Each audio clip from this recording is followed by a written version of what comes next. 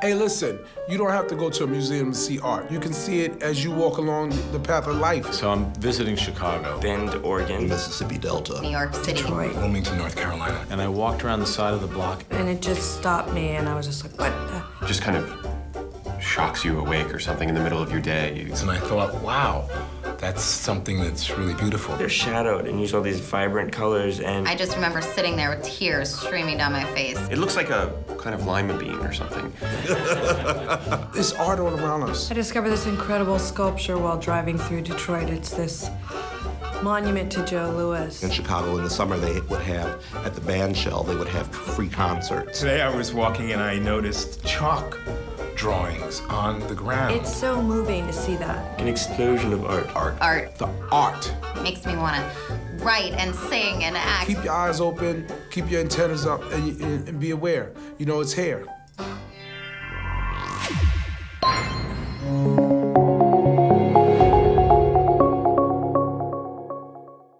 Welcome back, everyone, and thanks again for joining us. I'm Tim Daly, president of the Creative Coalition.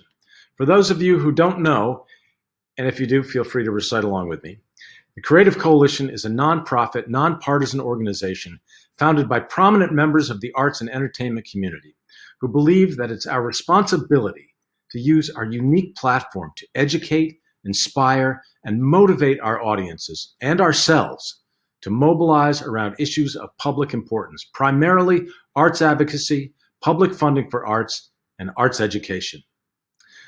We're going to launch the night with a challenge for 2021. Why don't all of us who make our living and livelihood from the arts make it our mission to promote, protect, and defend the arts as a basic human need? We all know that arts are not dessert. What can we all do to put arts on the plate with the main course? Arts are the common language of our humanity. We need the arts, and the Creative Coalition survives because you believe in what we do, arts advocacy. That's it. That's the mission of the Creative Coalition.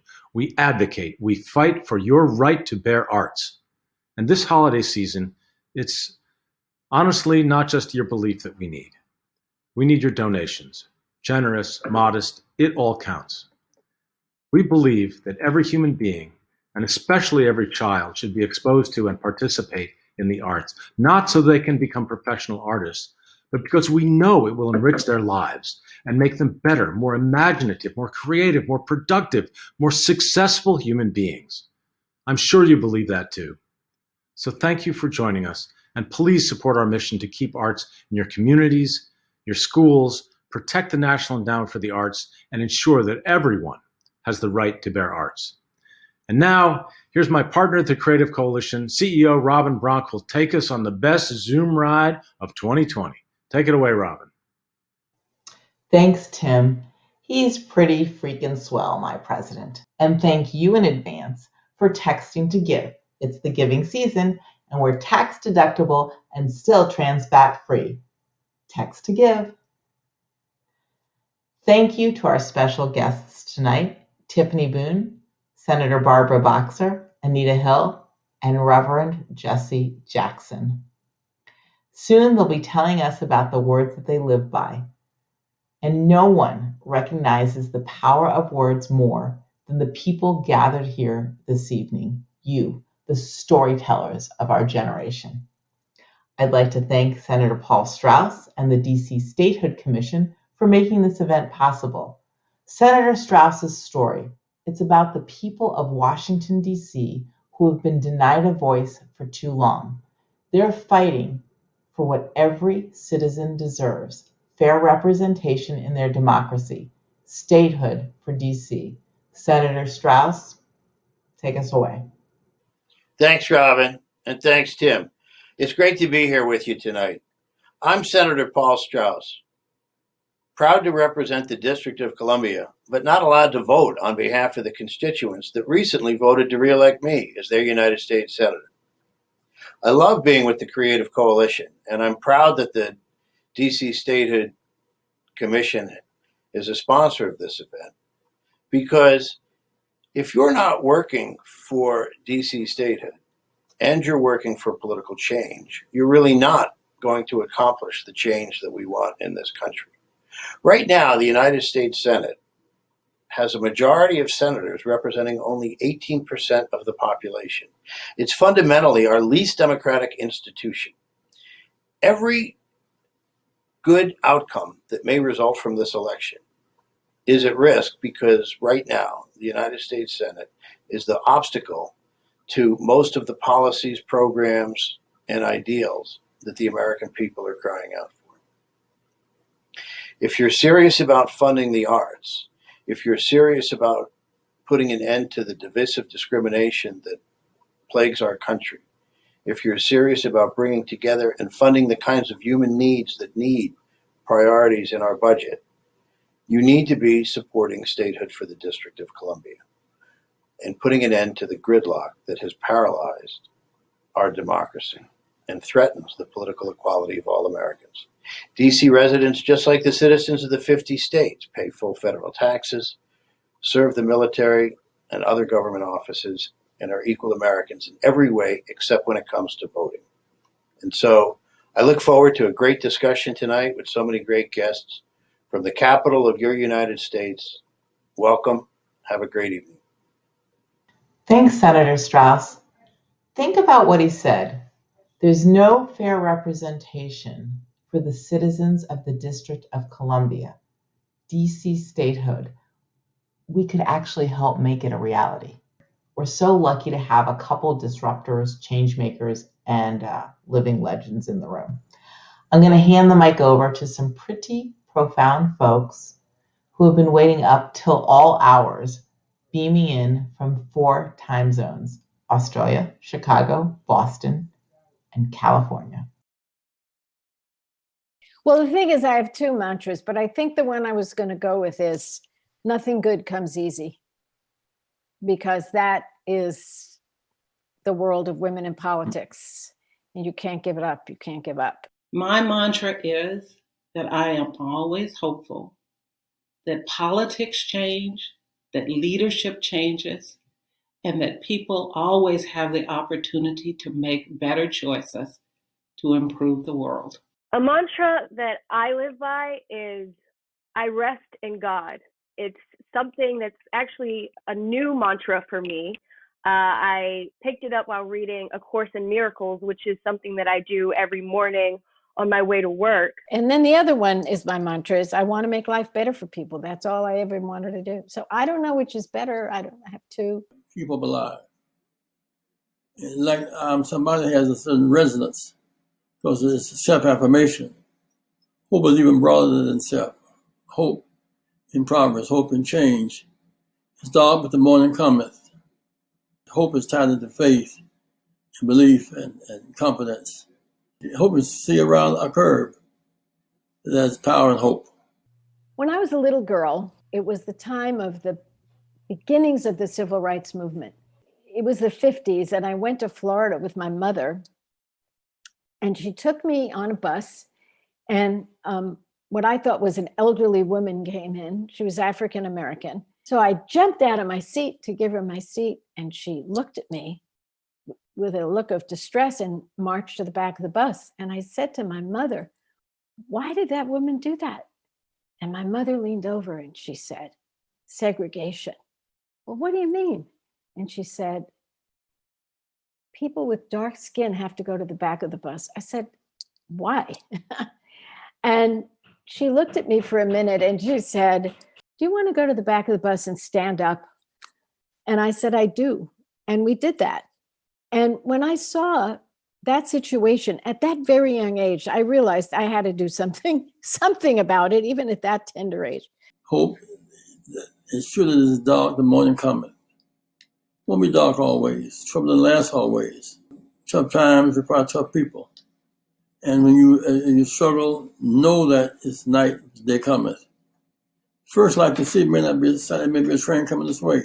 It's tough at night, but you can study at night, pray at night, think at night, plan, scheme, and organize at night. So when daylight comes, it show evidence that you didn't just sleep at night, that you really worked. When you do that, good things come your way. In the 1970s, though, when I was a law student and just graduating from law school, I really believe that equality was something that was just right around the corner, that we were going to sprint toward justice and equality for everyone. Going by I rest in God or I rest in love is such a powerful thing. And I call on it when I'm in situations that are challenging, when I feel I'm losing my patience, when I can't see the end of the road clearly. And then when I ran for office, it was the Vietnam War, and we saw Americans dying right on our living room screen. And that's when I really became an activist. As I got older, I started to see that, the race that we were on was really not a sprint, that it was really more of a marathon. You can give up. Your best is not good enough, it seems. But when your best is not good enough, keep your hope alive. If you give a hope, you surrender. That's the enemy wants you to surrender. Never surrender. Keep your hope alive. Well, being ever hopeful allows you to take risks because you do really believe that things are going to be better. That if you do take risk, and maybe only if you take risk, are things going to be better. So, of course, in 1991, when I testified before the Senate Judiciary Committee, it was a risk that I took because I believed what I had to say was important and that I had a contribution to make. There are going to be people who will try to stop you when you're doing something that you know is right. Don't let them. Feel that inner applause, the people who are applauding for you, whether it's your parents or relatives or dear friends or constituents or a teacher, anyone who always told you, you can do this. And I would thank my mother for giving me inner applause. And to this day, believe me, I need that. At this point in my life, though, now I see it, the race that we're on toward a better America, toward a better world, as a relay. So that every generation has a part to play. And that part really is fulfilled if we pass on the baton to someone next to us, the next generation. And we make sure that we're in a better position and a stronger position than we were when we took the baton. And it feels like too much at times, dealing with everything that's going on in this world, in this year, in 2020, a pandemic, the uprising for Black lives. Yes, these are difficult times. They're scary times for a lot of people. And we are the fortunate ones, many of us. You can do without water in the desert for a while, do without a job for a while, even without education. You can't do without hope. You keep hoping, you keep hopping. So I say to you, no matter what the predicament is, protect your hope. As long as you hope, you can never drown. And in those moments when I feel myself tensing, when I feel like I don't have anything else, when I feel like I want to give up, or I want to snap on someone, I want to yell, I want to scream, I rest in God, brings me back to myself, brings me back to my love for humanity, and reminds me that at the end of the day, I am whole, I am complete, I am resilient, and I am a loving creature. It's powerful words that have really helped me over the last few months, and I hope it helps you too. Now we have Kamala Harris as vice president. What a remarkable thing. But it hasn't been easy. All of us have had to set the table for this moment. I take great credit because if I hadn't retired, she wouldn't have been in the United States Senate. So who knows if they would have plucked her from Attorney General. But it has been a long struggle for women, especially women of color. But we're making progress. We are not there yet, but we are making progress. If ever there is a moment to do something for the betterment of the world, this is it. I had the real honor of knowing John Lewis.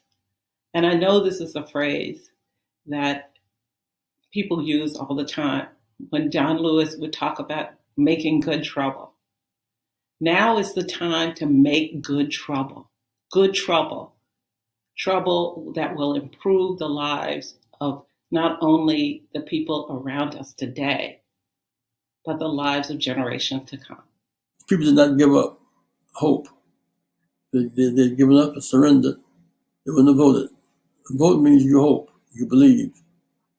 Hope and you believe. Keep hoping, keep hopping, and keep believing. You in this room tonight can make change happen in an industry that we all have faith in and we believe in. So I really am grateful for your time. And I'm also grateful for the hope that you give me. It is what keeps me working, and it's what will keep me working with the Hollywood Commission. Thank you guys very much. Explain, what's a mantra? It's so embarrassing.